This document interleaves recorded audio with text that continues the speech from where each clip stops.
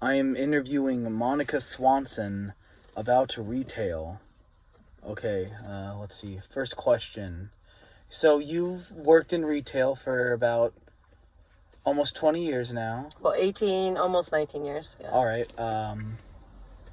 How would you say conditions, like your working conditions, has changed since you first started to now?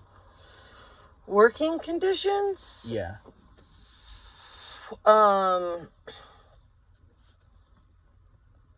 Have changed from then to now. Well, they're kind of the same because I've been at Trader Joe's the whole time. I guess it's changed. It's definitely become my store in general, my grocery store in general has become more corporate oriented. It's definitely, they've gone for, it's becoming less of a unique store, I guess.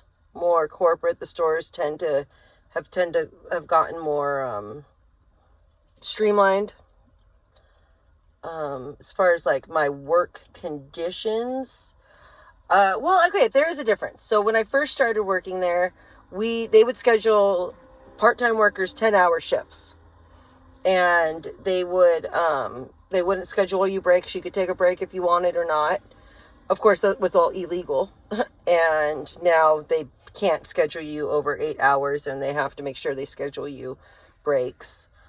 So that's a difference. Raises have gotten better.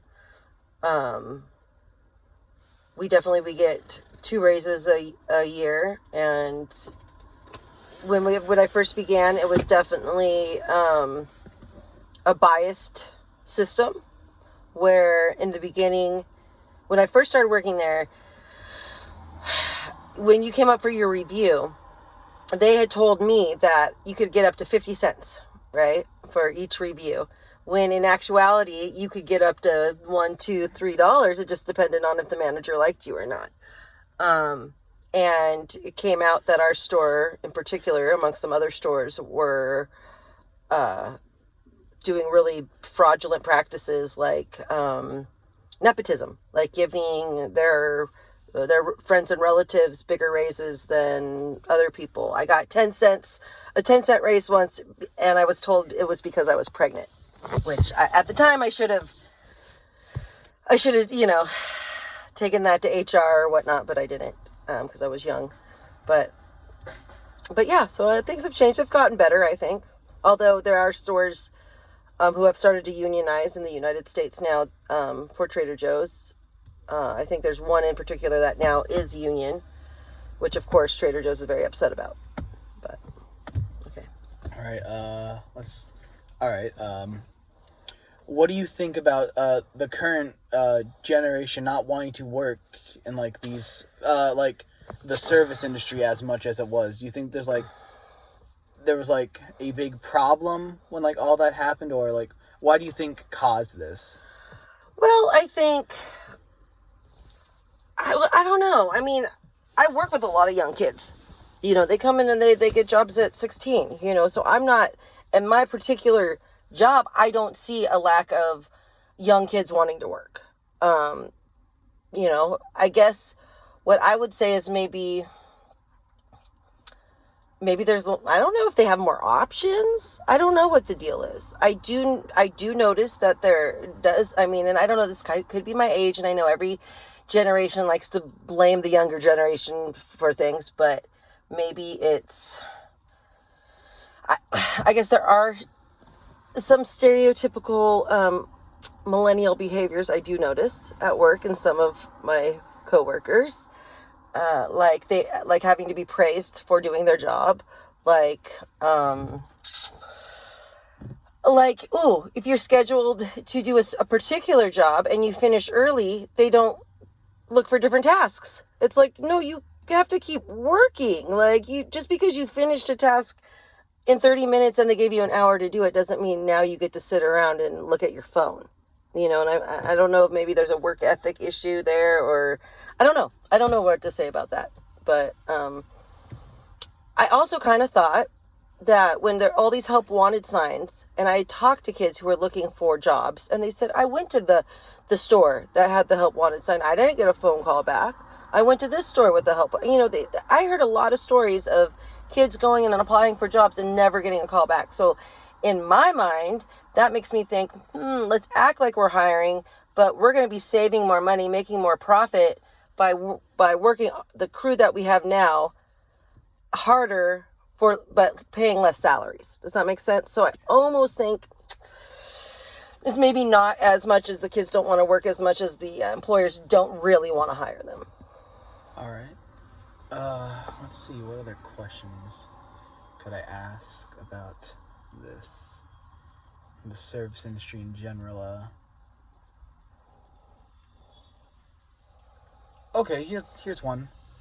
How is your relationship with corporate?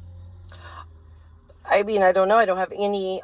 In the 18 years, I have never once called HR, which I probably should have. I had to definitely have had, means to, but I never have. So I don't know. I don't always agree with their decisions, but I do find it unfortunate that my company in general is going to a more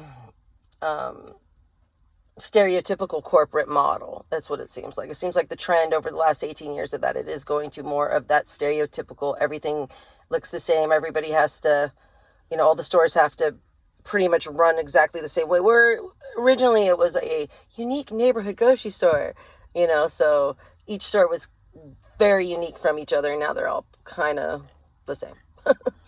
All right. I think this will be the last question. Do you feel that, you are respected for what you do? Oh, see, okay, interesting question.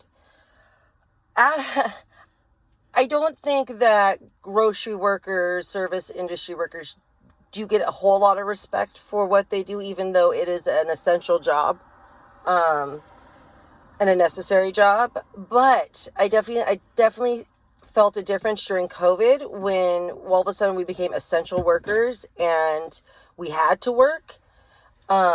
People definitely respected us a lot more, definitely gave us all kinds of, thank you for being here. We thank you for what you do. Thank you for putting your lives on the lines or whatever, to bag our groceries and, which was kind of cool. Got a little weird, but so maybe there's a little more respect now that they realize, hey, without us, I mean, it's just going to be all Amazon Fresh. Is that what you really want? So, I mean, I don't know. And that's the nice thing about where I work is we don't have the self-checkout stand. So you're going to have to talk to someone. You're going to have that personal touch. And, I think people need that.